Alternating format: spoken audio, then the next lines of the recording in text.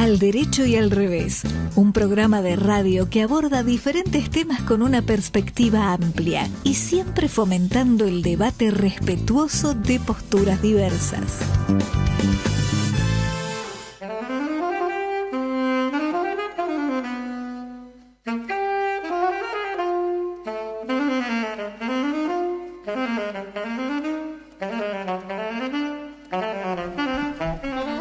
¿Qué tal? Buenas tardes, ¿cómo andan? Empezamos el programa número 453 de Al Derecho y al Revés con equipo completo, Marta Ollanarte. Pero es para festejar, ¿no? Y claro que sí, claro que sí. Entra en la mesa, digo el señor, porque por lo alto, no por lo ancho. Por las dos cosas, diría. Entró. ¿Qué haces, Charlie? ¿Cómo andan? ¿Todo bien? Muy bien. Carlitos March con nosotros. Mercedes Jones, ¿dónde andás? Estoy acá con el invitado disfrutando de lo virtual. Pero mira qué bien. Sí, claro, siempre lo mismo. Vos tenés unos minutos más que nosotros. Bah, hay que acostumbrarse, así es la vida. Invitadazo tenemos hoy. Vamos a empezar ya mismo con él. Como siempre tenemos a Leo Justi operando, ¿no? Como siempre lo tenemos de vuelta a Leo Justi operando, hace unos programas que no lo teníamos. Fede Politi en la producción. ¿Y a quién tenemos? Bueno, tenemos nada menos que a un doctor en medicina y en filosofía, neurocientífico, profesor de ciencias biológicas y director del Centro de Neurotecnología de la Universidad de Columbia en Estados Unidos. El doctor Rafael Yuste, no lo estoy viendo en imagen, pero sé que lo tengo, así que ahora lo tengo. Un placer que esté con nosotros. El currículum de Rafael es tan extenso que tendríamos que pedir otra hora del programa nada más que para leerlo, pero ya lo puse en tema. El currículo y todas las notas que hemos leído sobre él y los videos que vimos y la cantidad de cosas, por lo menos yo, sí, sin duda, que no soy una negada en estos temas porque me interesan desde hace tiempo, pero las cosas nuevas que nos contaba Rafael Yuste son apabullantes. Sí, quiero escucharlo. Interesantísimo, tal cual. Y bueno, y yo arranco diciendo que su último libro de fines del año pasado, Neuroderechos, un viaje hacia la protección de lo que nos hace humanos, está en la Argentina, publicado por Ediciones Paidós, lo recomendamos especialmente. Y Rafael, te saludo y te hago una primera pregunta. ¿Cómo te va? Bueno, muchas gracias por la invitación, es un honor estar con vosotros y saludos desde Nueva York, buenas tardes a todos los que nos oyen. Y precisamente estaba hablando con Mercedes antes de que conectaseis vosotros de Borges y Buenos Aires. Borges es mi escritor favorito, es el único escritor del cual he leído todo lo que escribió, tardé varios años. Y precisamente cuando fui a Buenos Aires, invitado por la Casa Rosada, hice un peregrinaje por los sitios emblemáticos de su vida y para mí fue muy emocionante. Bueno, si hasta ahora te admirábamos, obviamente ahora mucho más, y no te digo Marta. Yo te quiero decir, Rafael, yo tengo en mi mesa de luz las obras completas de Borges y a mí me dicen, ¿no tenés insomnio? No me preocupa el insomnio, yo me despierto y leo algunos poemas de Borges y después con eso en mente me vuelvo a dormir. Y si me dijeran, ¿qué te gustaría llevar a una isla desierta donde tenés que quedarte? Yo, las obras completas de Borges y una pelota, eso sí, una pelota. Creo que es el escritor más importante del siglo XX desde mi humilde punto de vista. Yo no soy un crítico literario, ¿no? Pero es un honor debe ser la bandera de honor de toda la Argentina, independientemente de políticas y de historias. O sea, tener a alguien como Borges en vuestra historia y en vuestra ciudad, pues es una cosa, inaudita, remarcable, ¿no? Rafael, voy a tu último libro, que lo acabo de mencionar, Neuroderechos. Y vos contás, además de la historia de tu carrera científica, decís que de manera imprevista, pero muy natural, trabajás dos temas que aparentemente no tienen que ver entre sí. La neurociencia y los derechos humanos que protegen la dignidad de las personas. Y en el prólogo subrayás, somos nuestro cerebro y por eso tenemos que hablar de derechos humanos. Porque si existe una tecnología capaz de medir la actividad del cerebro y cambiarla, antes o después será también capaz de descifrar la actividad mental y alterarla. Ahí te pregunto, para nuestra audiencia, ¿qué son los neuroderechos y por qué es tan preciso protegerlos? Sí, los neuroderechos son como nuevos derechos humanos que protegen el cerebro de las personas. Imaginaros que los derechos humanos que tenemos en la actualidad protegen pues nuestra actividad física, lo que hacemos día a día, pero la actividad cerebral está desprotegida, ¿no? Y es una cosa que nadie se había preocupado antes de protegerla, porque como estaba dentro del cráneo, pues dices, aquí no, ni entras ni sales, ¿no? Pero resulta, gracias al avance de la medicina y la tecnología, la ciencia, empezamos a tener métodos, como has llamado tú, la neurotecnología, que te permiten medir y alterar la actividad cerebral, ¿no? Y entonces, por eso, de repente, estamos expuestos a que se pueda descifrar y alterar la actividad cerebral. Y el cerebro no es un órgano más del cuerpo, como puede ser el corazón o el bazo, sino es precisamente el órgano que genera la mente humana. O sea, toda la actividad mental de las personas sale del cerebro. Entonces, si puedes entrar, descifrarlo y cambiarlo, pues es como abrir el libro de la mente de la persona. Entonces, esto es una situación, por un lado, muy importante clínicamente, por ejemplo, para enfermedades psiquiátricas y enfermedades neurológicas, pero por otro lado también muy peligroso desde el punto de vista de derechos humanos fundamentales. Decís en alguna de tus notas, seguramente en el libro también, que el cerebro es el santuario de la mente. Sí, exacto. O sea, a mucha gente le puede parecer sorprendente, pero vamos, los médicos, se sabe ya desde el tiempo de los egipcios que el cerebro generaba la actividad mental, ¿no? Es una cosa que está súper demostrada. Entonces, como digo, es el órgano que nos hace humanos, es el órgano que genera desde nuestros pensamientos, nuestras emociones, todos nuestros recuerdos, nuestra personalidad, la conciencia, el yo, y también incluso el subconsciente, lo que no sabemos que llevamos dentro.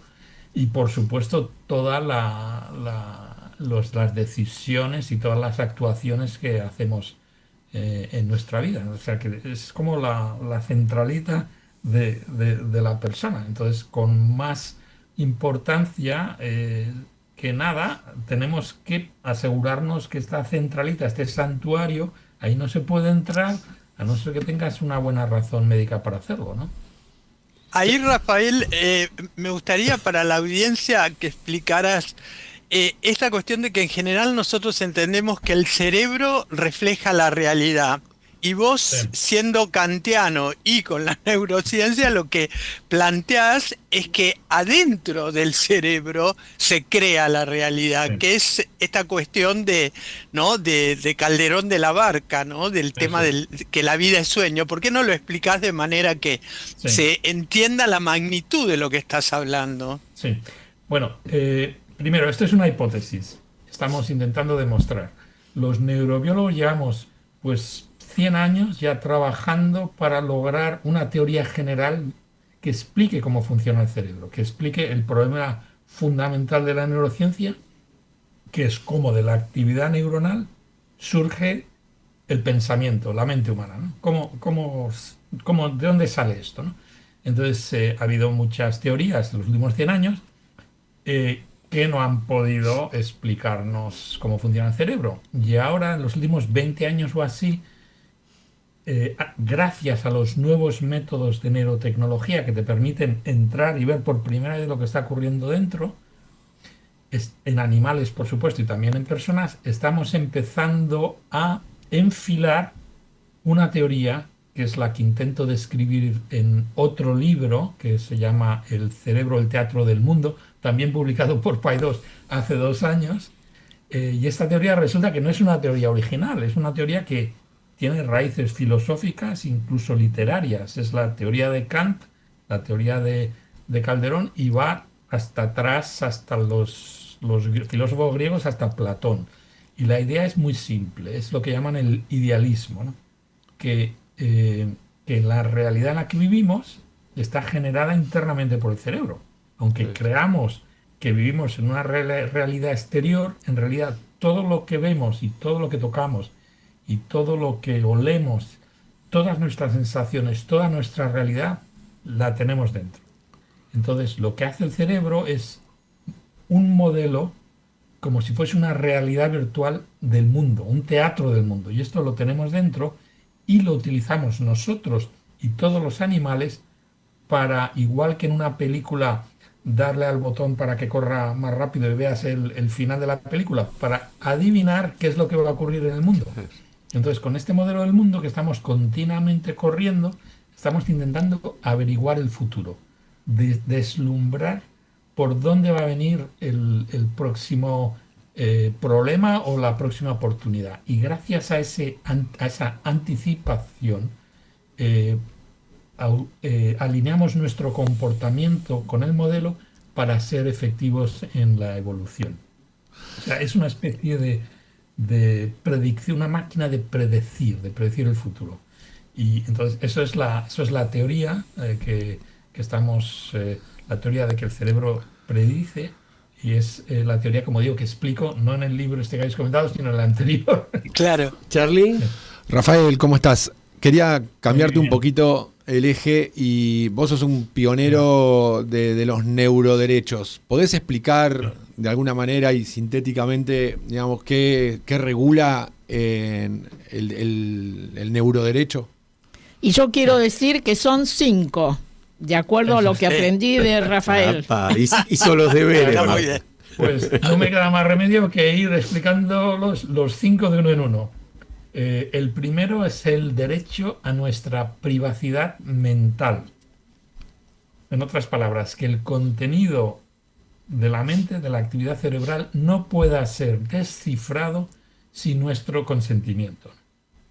Esto no es ciencia ficción. Ya desde hace un par de años hay compañías que están fabricando cascos portátiles de electroencefalograma que, acoplados a algoritmos de inteligencia artificial generativa, permiten descifrar el habla interna, las palabras que conjuras en la mente sin abrir la boca, cuando estás pensando, cuando estás ideando, ¿no?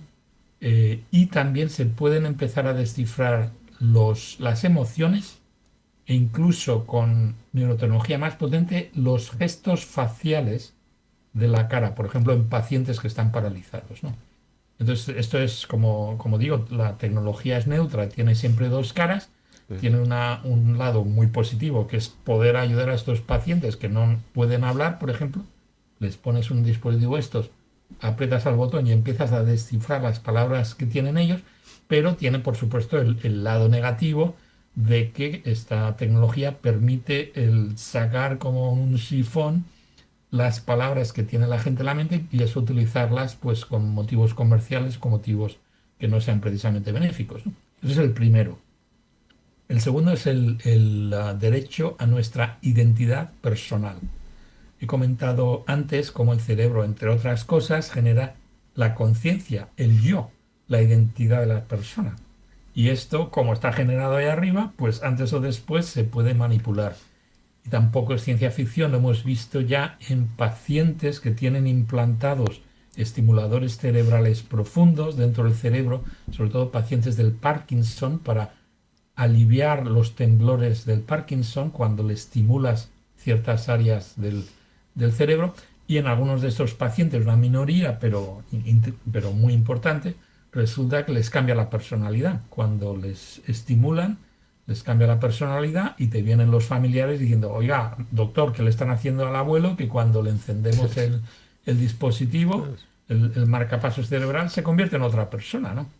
Entonces, esto te demuestra que la personalidad, que el yo, puede ser también alterado y manipulado desde fuera. Por eso pensamos que tiene que ser protegido, porque si no tenemos el derecho humano a nuestra propia personalidad, ¿para qué sirve el resto de los derechos humanos, ¿no? El tercero es el derecho a nuestra libertad de actuación, el libre albedrío, lo que llaman en inglés la agencia, agency, que es la capacidad de tener una decisión libremente y tomarla para ejecutar lo que queremos nosotros y que no venga implantado desde fuera. Esto es una cosa que no ha ocurrido en humanos, pero sí ha ocurrido en animales. Precisamente en nuestro laboratorio, aquí en Nueva York, en la Columbia, somos los expertos mundiales en manipular el comportamiento de los ratones con técnicas de neurotecnología óptica, láseres holográficos, que es la neurotecnología más potente que tenemos. Entonces, precisamente por esto me metí yo en neuroderechos. Hace 10 años tuve un momento Oppenheimer cuando empezamos a manipular la actividad cerebral de un ratón y le convertimos en una marioneta que hacía lo que queríamos, ¿no? Entonces ahí, claro, desde el punto de vista científico y médico, fantástico. Desde el punto de vista social y ético, digo, esto es una barbaridad, esto tenemos que regular, ¿no? Y nos quedan dos. Sí.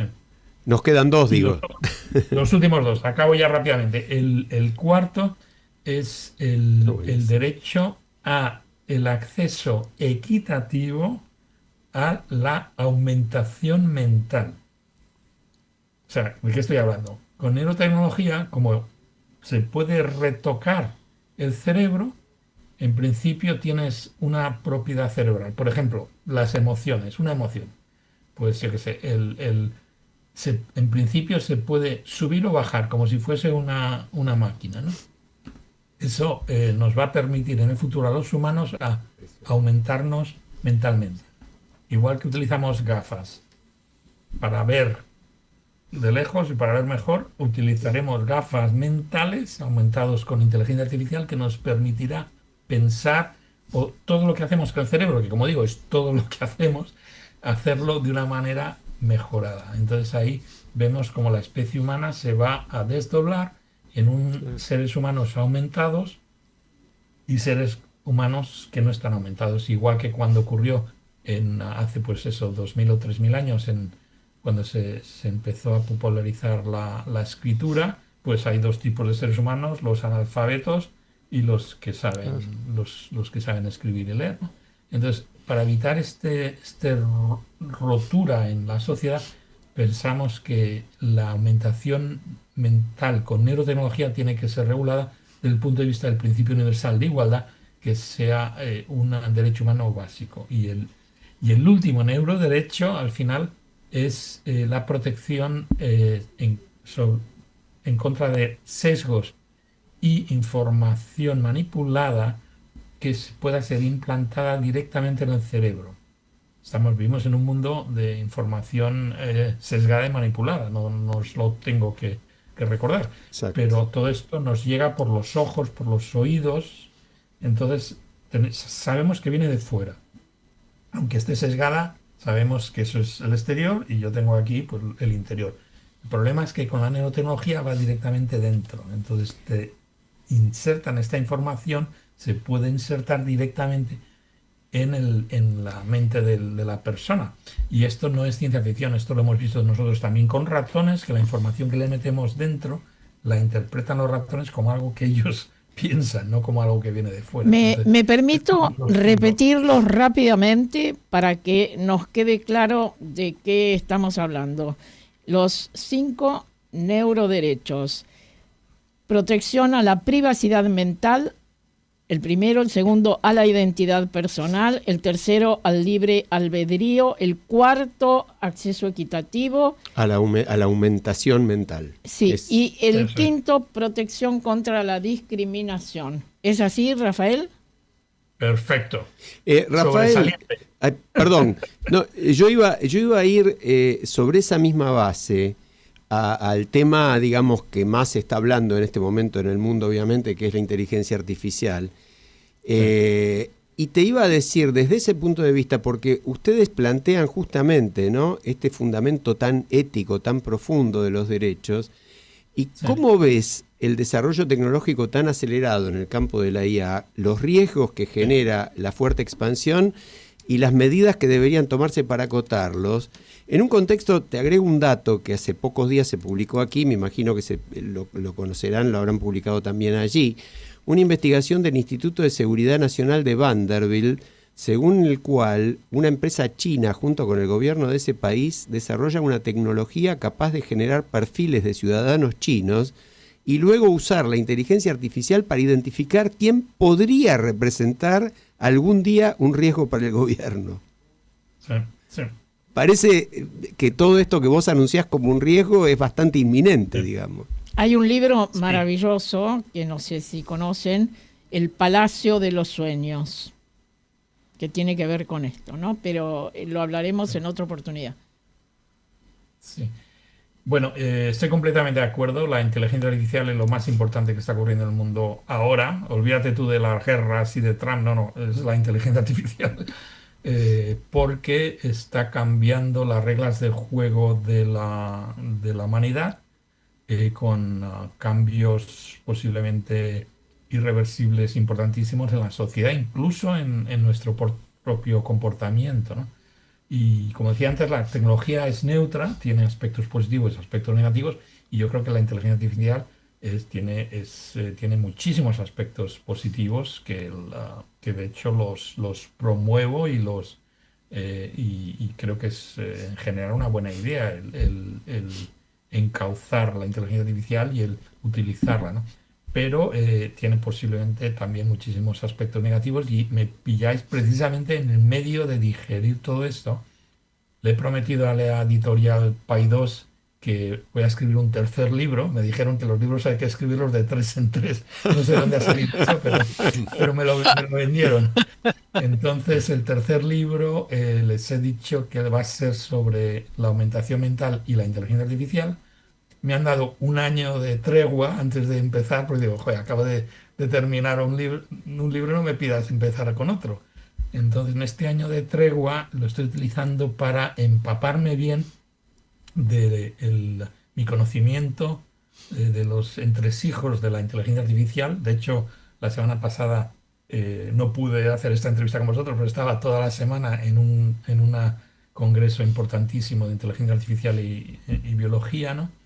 Y tengo una opinión inicialmente también de la utilización de los derechos humanos, que es un instrumento jurídico a nivel global, internacional, que ha ayudado mucho a la humanidad, aunque no sea un instrumento perfecto, pero puede ser un buen instrumento para empezar a pensar sobre la regulación de la inteligencia artificial. Pero como digo, tengo todavía el pensamiento fluido sobre esto. No he tomado todavía ninguna opinión definida, ¿no? Mercedes. Rafael, pero que vos hablas de la metáfora de la metáfora. Vos decís que la inteligencia es una metáfora porque no sabemos o sabemos poco, pero además hablar de inteligencia artificial es la metáfora de la metáfora, y ahora vas a escribir sobre eso. Entonces, adelantanos qué es lo que te está sorprendiendo más en esta cuestión de develar alguna metáfora. Y perdón, yo quiero agregar para completar tu pregunta, Mercedes, quiero preguntarle con ansiedad, esto que estás trabajando sobre neuroderechos, etcétera, lo que se va a poder hacer, etcétera, en términos de futuro, ¿cuándo? ¿Cómo te imaginas esto hecho realidad y en qué momento? De acuerdo. Bueno, pues las dos preguntas. La primera pregunta, completamente de acuerdo. La inteligencia artificial es un término que es como una etiqueta que utilizamos para describir un tipo de modelos computacionales, sobre todo modelos del lenguaje, ¿no? De predecir funciones matemáticas, pero funciones matemáticas complejas, no las simples que las aprendimos todos en la escuela y en la universidad, sino ya cosas que matemáticamente no se pueden resolver, ecuaciones que no se pueden resolver, y esto de repente con estos grandes modelos, con grandes bancos de datos, pues resulta que sí, puedes llegar. Entonces tiene aplicaciones fantásticas, ¿no? Ahora sí, lo podemos llamar como lo queramos, ¿no? Yo creo que la palabra inteligencia artificial no es una buena palabra porque es una metáfora de una metáfora, pues no sabemos lo que es la inteligencia natural. De hecho, utilizamos la palabra inteligencia en las personas para describir un montón de habilidades cognitivas, ¿no? Y mentales, de las altas complejas de los seres humanos. Lo metemos todo como en un saco y dice, esta persona es inteligente, pero en realidad la inteligencia tiene muchísimas dimensiones. O sea, no es adecuado A mí como científico no me parece adecuado utilizar este tipo de palabras así sin rigor, ¿no? Volviendo al futuro. Yo soy optimista por dos razones. Primero, por nuestra experiencia con los neuroderechos. Los neuroderechos están enfocados no en la inteligencia artificial, sino en la neurotecnología. Y cuando los propusimos hace 10 años, pues la gente nos decía, estáis vosotros locos, no vais a tener ningún impacto. Bueno, pues a día de hoy mismo hay ya 10 sitios en el mundo donde hay legislación que regula los neuroderechos. Pero legislación con armas tomar, ¿no? Y esto empezó precisamente con vuestros vecinos chilenos en una enmienda constitucional en el año 21 para proteger la actividad cerebral y la información procedente de ella. Después saltaron al agua nuestros vecinos también de Río Grande del Sur, en Brasil, que también hicieron una enmienda constitucional.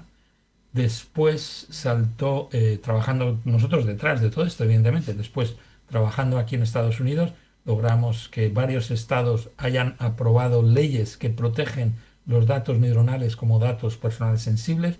Entre ellos empezó Colorado, después California, que es muy importante porque ahí está toda la industria tecnológica, después Montana, Alabama, Vermont, Connecticut y ayer precisamente Massachusetts.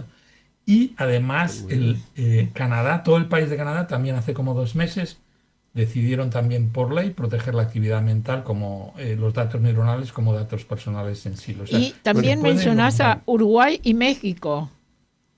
Uruguay y México están, por mi información, hay procesos en marcha, pero no se han todavía aprobado, lo que llaman, hay anteproyectos de ley, pero no están todavía votados por el Parlamento. Y a propósito de esto, en estos 10 sitios, todas las votaciones han sido unánimes. O sea, no ha habido ningún problema. ¿Y vos decís que en California las empresas tecnológicas también votaron a favor o esas...? No, las empresas no tenían voto. No, lo digo irónicamente, ¿no? Sí. Pero en muchos sitios, por ejemplo, en Río Grande del Sur, nos dijo el gobernador que era la primera vez en la historia que habían votado 16 partidos políticos juntos.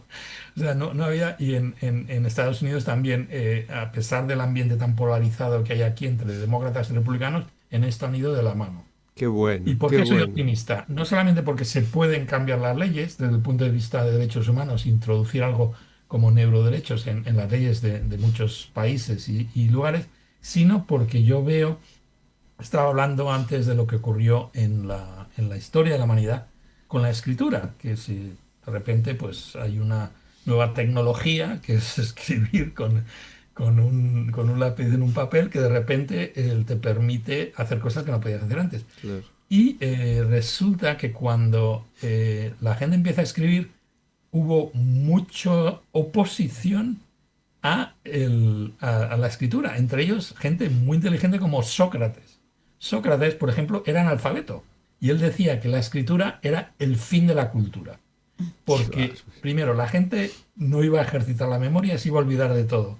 Segundo, que la gente dejaría de pensar por sí misma porque empezarían, en vez de pensar, empezarían a leer lo que otra persona había pensado. Y se pondrían delante de una asamblea de atenienses y lanzar un discurso que no habían escrito ellos. Entonces, y resulta, fíjate, la ironía de la historia, que conocemos a Sócrates precisamente por su discípulo Platón, que lo escribió todo. Y gracias a que Platón escribió lo que decía Sócrates, sabemos que existió Sócrates y lo que decía Sócrates. Si no, hubiese desaparecido la historia. Y no podía haber estado más equivocado el señor Sócrates. Es justo lo contrario. La escritura, en vez de ser el final del pensamiento, fue el comienzo de un nuevo renacimiento. Entonces, pensad en esta anécdota cuando evaluéis la inteligencia artificial. Es posible que estemos en un momento parecido, en una especie de... El infinito en un junco. El infinito en un junco, el libro de Irene Vallejo sobre justamente la historia de la escritura. Tal cual. Rafael, te agradecemos enormemente tu participación. Nos quedaríamos toda la hora y unas cuantas horas más, pero viste cómo son los tiempos en los medios, lamentablemente. Seguiremos conversando. Felicitaciones por el enorme esfuerzo y adelante realmente por la Fundación Neuroderechos. Muchísimas gracias a todos y saludos desde Nueva York a todos vuestros oyentes. Rafael Yuste con Gracias. nosotros. Nos vamos a una breve pausa musical que siempre elegimos en función del invitado. En este caso es un tema que hace unos meses lo pasamos, nuevo, de Jorge Drexler, un gran cantante y compositor uruguayo, que dice, hay alguien ahí, ¿no? Justamente ahí por Artificial Intelligence. Así que bueno, nos vamos con esto, ya volvemos. Presenta la nueva gran ópera prima del cine italiano. El pequeño Nico es enviado a pasar un verano en Sicilia en la casa de su anciana tía. Él es un chico moderno y tímido de la gran ciudad. Ella, una anciana apegada a la tradición. Entre ambos nacerá una historia de cariño y comprensión. Una sensible comedia del nuevo cine italiano. Un film de Margherita Spampinato. Gioia Mia, un verano en Sicilia. Ganadora del premio especial del jurado y del premio a la mejor actriz en el poderoso Festival Internacional de Cine de Locarno. Zeta Films presenta una cálida y simpática mirada a la aventura de crecer. Gioia Mia, un verano en Sicilia. Sensacional estreno, jueves 2 de abril, solo en cines. Si disfrutás del cine europeo, las historias intensas, las miradas diferentes y el talento del cine contemporáneo, Eurochannel te ofrece cada día una cuidada selección de películas de toda Europa, thrillers, dramas y grandes producciones actuales. Eurochannel, el cine europeo que se siente. Disponible en Flow, canal 324. Debates respetuosos y espacio para las diferencias. Una invitación a pensar con libertad y escuchando opiniones diversas. Al derecho y al revés. Tu programa de radio. ¿Qué aeropuerto? Frankfurt. Estamos de vuelta y, bueno, impresionados verdaderamente por la charla, ¿eh? Muy, muy interesante. Espectacular el tema neuroderechos, verdaderamente hay que difundirlo y fomentarlo. Exactamente, ¿no? yo iba a decir eso. La necesidad de difundir este tipo de cosas. A veces escuchamos notas, etcétera, que reiteran superficialidades, Tal que cual. farandulean con cualquier cosa. Y esto que habla en profundidad de lo que puede ser y lo que va a ser seguramente nuestro futuro como seres humanos, no tiene eco. No tiene eco y no se trata. Bueno, justamente había una encuesta de Voices que no nos va a dar el tiempo hoy para tratarla. Es el Día del Medio Ambiente mañana, Día Mundial. Que me planteaba que hay cada vez más gente preocupada por el tema, pero al mismo tiempo la intensidad de la preocupación baja por la impotencia de la gente. Es decir, la gente lo que siente es, bueno, qué sé yo, no sé si a ustedes les pasó, hoy una vecina bajó el ascensor para venir acá y dice, ¿vio la niebla lo que es? Esto es un desastre. Le digo, sí, tremendo. Y dice, acabo de escuchar que va a quedar estacionada varios días, me dice. Esto es el cambio climático y nosotros no hacemos nada. Y le digo, sí, tiene razón, es así, pero la verdad, ¿qué podemos hacer? Cubrirnos para que no nos jorobe demasiado. Bueno, yo creo que con los neuroderechos... No, pero hay cosas para hacer. Pero mirá las que está haciendo Rafael Yuste con su fundación. Y además, ¿no? Yo quiero decir, los niños, nuestros niños, son nuestra conciencia climática, porque ellos van aprendiendo algunas cosas y repiten con convicción, y algunos adultos empiezan a escuchar. Sí, y sin duda, y Juste nos ha demostrado que se pueden hacer cosas, pero ojo, ¿no? El alerta, esto que yo mencioné, que es una información, una empresa que ya está trabajando para detectar lo que pueden llegar a pensar los ciudadanos.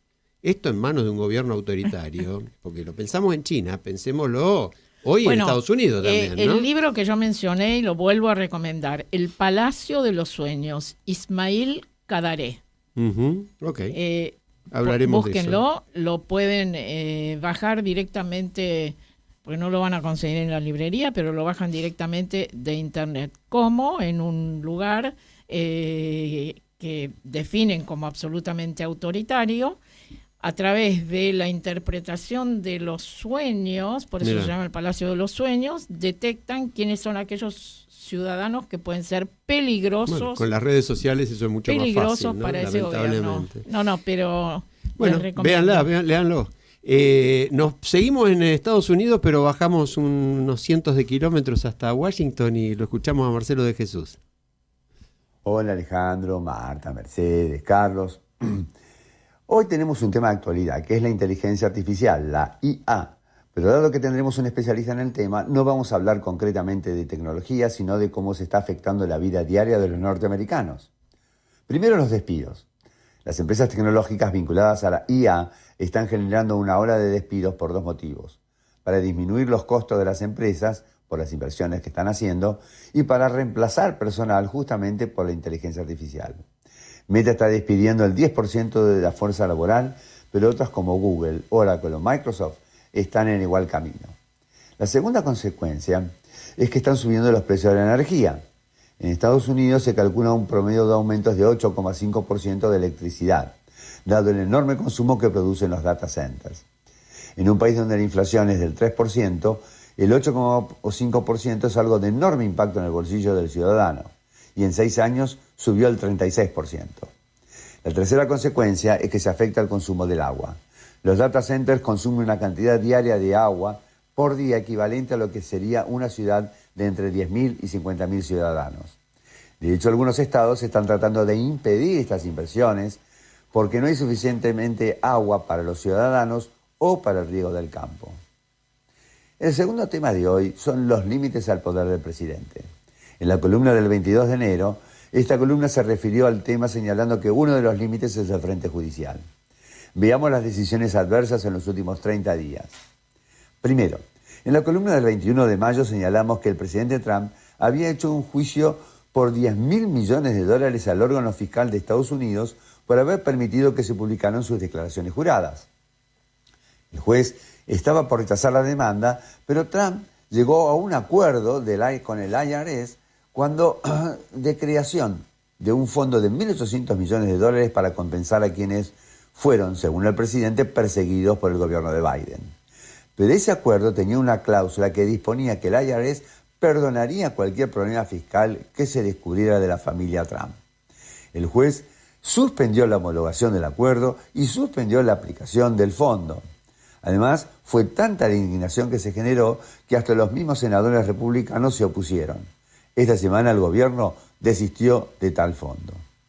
El segundo impacto del frente judicial vino de la Corte de Comercio Internacional basada en Nueva York.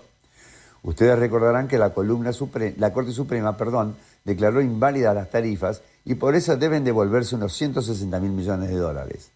Pero enseguida Trump había creado otras tarifas equivalentes a otro 10%. Entonces la Cámara Federal resolvió que esas tarifas también eran tan nulas como las anteriores y debía devolverse lo cobrado. Y el tercer contratiempo fue que un juez decidió que es ilegal cambiar el nombre del Kennedy Center por el de Donald Trump Kennedy Center. El juez sostuvo que siendo una creación del Congreso, solo este podía cambiar el nombre. Y cerramos con la conmemoración que se hizo ayer en Washington del atentado a la AMIA del 18 de julio de 1994. Fue un evento organizado por la Embajada Argentina y el Gobierno de los Estados Unidos, donde hablaron el embajador Alex Oxenford, 2 embajadores del Departamento de Estado y el presidente y el director jurídicos de la AMIA. Este último un sobreviviente porque estuvo dentro de la AMIA el día del atentado. Tal como se dijo ayer, el recuerdo es el primer homenaje para las víctimas y el segundo será cuando la justicia condene a los responsables. Y con ello los dejo hasta la próxima columna. Gracias, Marcelo. Realmente las columnas como de Marcelo, siempre, muy interesante. Impecable, interesantísimo. Yo me quedé pensando en cierta analogía. Él hablaba de los límites al poder del presidente Trump y yo pensaba en los límites al poder del presidente Milei. Estamos en algo de eso, ¿no? Bueno, lo que pasa es que ocurrió algo esta semana que lo mencionamos muy al pasar en el programa anterior, y es que de pronto el envío de un pliego de una jueza, una candidata a jueza, se convirtió en un escándalo de proporciones porque esa jueza, el gobierno la propuso tiene todos los antecedentes, son impresionantes, no vamos a hablar de eso, sería largo.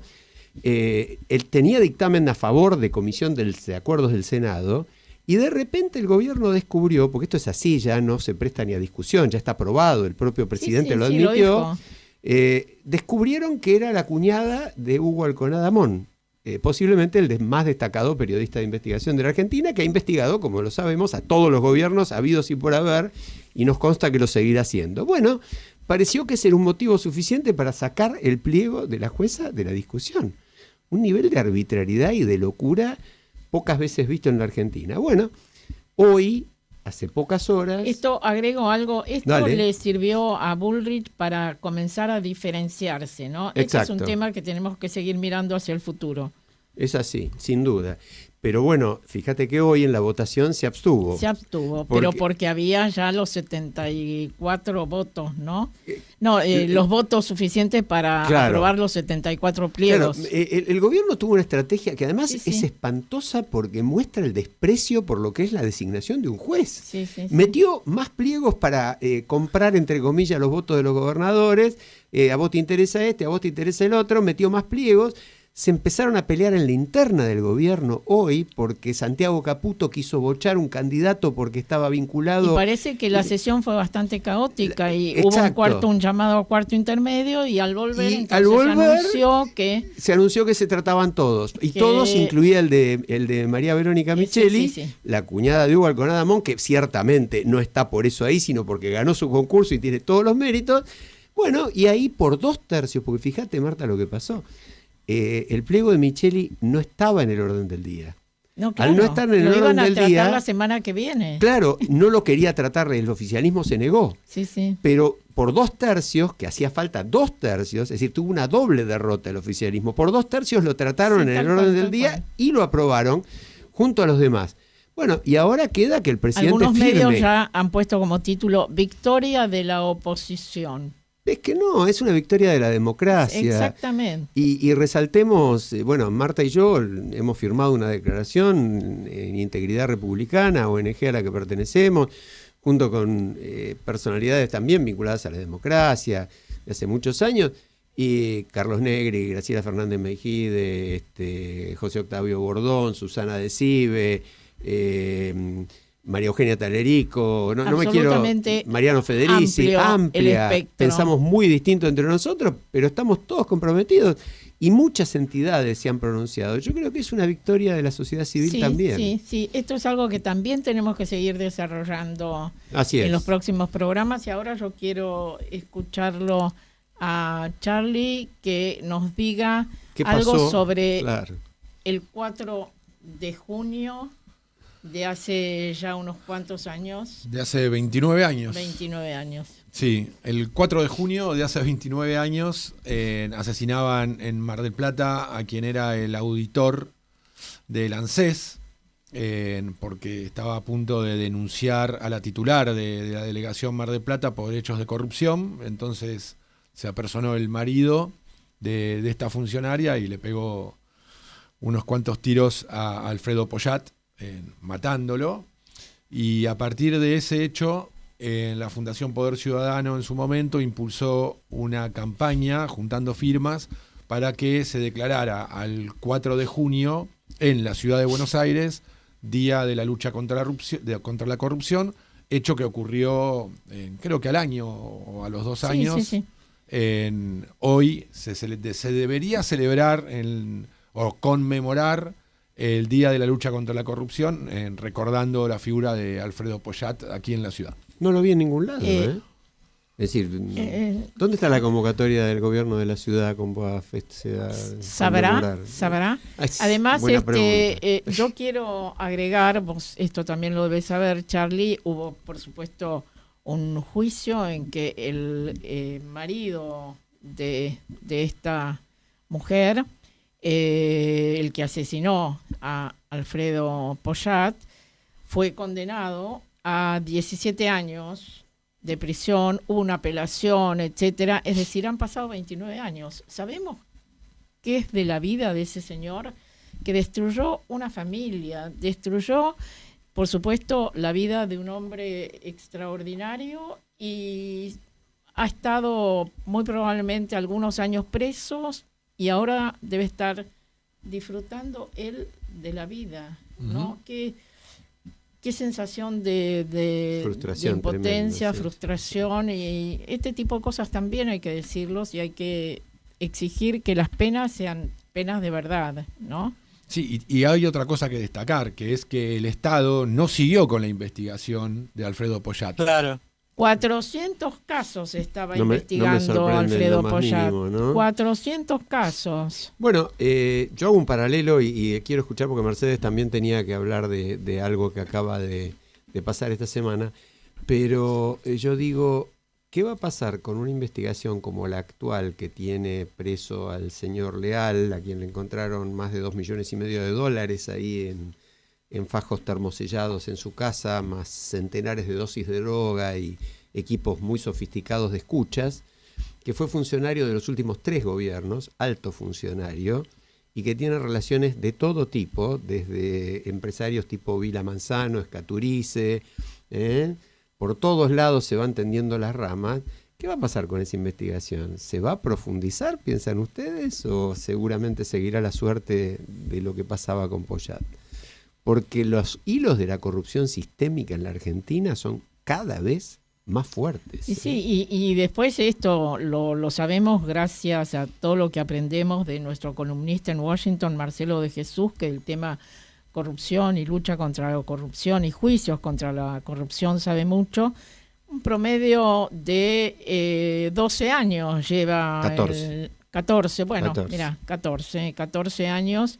Resolver un caso de corrupción cuando se resuelve. Sí, los pocos que van a juicio. Cuando se resuelve, los pocos que van a juicio. Y bueno, entonces... Tremendo. Pero bueno, ahí vuelvo a lo que dijiste vos también, Marta. Depende de la sociedad, ¿no? Depende de que nos involucremos, depende de que actuemos. Es un poco como lo de ayer, ¿no? Lo de ayer, está bien, fue el horror del asesinato de Agostina, espantoso, no vale la pena hablar de un tema que se ha gastado ya en la prensa de una manera cruel y sí, por momentos sádica, diría yo. Pero bueno, que esa reacción de ayer, de madres con sus hijas, con sus hijos, de hombres, muchos de ellos, muchos más que en otras marchas de Ni Una Menos, que estuvieron en la calle, bueno, el camino es que la sociedad actúe. Y también esto tiene que hacernos mirar a otros países. ¿Qué pasa, por ejemplo, en Chile, en Uruguay? El índice de femicidios es muchísimo menor, muchísimo menor. Acá en Argentina, cada 31 horas se mata a una mujer. Y entonces esto nos habla de un país en descomposición. La cuestión narco, el poder, las barras, la impunidad, la marginalidad, el clientelismo político. Tremendo. Esto es lo que y esto nos interpela a todos, porque todos podríamos hacer algo en relación a cada una de estas cuestiones. Así es. Mercedes, tenías un recuerdo vos para hacer. Sí, más bien un homenaje a Edgar Morin, el filósofo reconocidísimo, el filósofo de la complejidad, que lo googleen, pero yo quiero leer solo una frase. Él dijo: la vida es frágil, incierta y maravillosa. Vivirla plenamente significa aceptar su complejidad, sus contradicciones y su misterio, sin pretender controlarlo todo. Murió a los 104 años. 104 años. La semana pasada. Qué bárbaro. Bueno, pero después del jueves pasado, con lo cual está dentro de nuestro programa de hoy. Sí, claro. Otro tema muy loco, pero muy, muy loco de ayer, de antes de ayer. Así es, muy loco, dejémoselo a Charlie. No, nos quedan un par de minutos todavía, son las declaraciones del camarista de casación, padre del actual ministro de Justicia. Sí, estoy hablando del mismo que celebró su cumpleaños en la quinta de Toby, del amigo Tobillino. Toby le dice Maíquez, ¿saben que Toby le dice Maíquez el ministro? Por lo menos eso es lo que dice Carlos Pañi. Bueno, este señor Maíquez, que fue ministro del gobierno de Vidal, que era juez de la justicia común, de la nacional, en lo criminal, y fue designado en la Cámara Federal de Casación sin ningún motivo, y por el mismo motivo a otros que se los designó así se los removió, ¿no? Que también figura, como bien recuerda Carlos Pañi, en la lista de los jueces que fueron al Lago Escondido, pagados por un grupo empresario muy destacado. Bueno, presentó ayer una larga petición para que se anule más o menos la libertad, resumiéndolo en términos concretos, la libertad de prensa en los tribunales, ¿no? Que se sancione a los jueces que hablan con periodistas, que se establezca un canal único de comunicación oficial. Bueno, ese es el padre del ministro de Justicia, que acaba de tener un acuerdo extraordinario, porque tiene 75 años, que son los que celebró ahí en lo de Tobillino, para tener otro periodo más como juez de casación, ¿no? Y en algunos casos se niega esa posibilidad, por ejemplo, a un juez que yo considero ejemplar, Exacto, Martín Irurzun, también de la Cámara Federal. Así es, y que es un juez que incluso hay hasta una doctrina Irurzun vinculada justamente con la corrupción. Bueno, a Irurzun de ninguna manera, que se vaya a su casa después de cumplidos los años. Bueno, este mamarracho de la designación de jueces es una muestra de esa decadencia, Marta, que vos mostrabas, ¿no? Mientras tanto, en paralelo, dato de hace también 2 días, los préstamos bancarios a familias, la morosidad volvió a crecer en abril a un nuevo récord, 12%. Es decir, por ahí a la audiencia no le dice tanto, pero esto quiere decir que 12 personas cada 100 que tienen deudas bancarias no las pueden pagar. Es la cifra más alta que yo recuerde ya. Exacto. Superó todos los récords históricos, ¿no? Bueno, veremos lo qué pasa. Peor, a ver, Ale, que las deudas de las familias, por lo menos con las tarjetas, pasan por compra de comida en supermercado. Es Buena decir, parte. que se está en el límite que nosotros ya estuvimos viendo con Agustín Salvia, que entre paréntesis dentro de poco lo vamos a tener, vamos a poder conversar con él, del nivel, ¿no?, de gastos posibles que es hacia la supervivencia familiar, ¿no? La comida. Así es.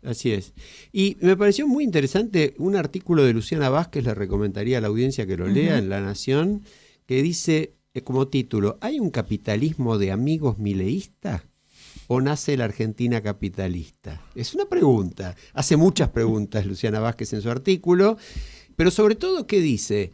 ¿Este nuevo Rigui no será una nueva Tierra del Fuego?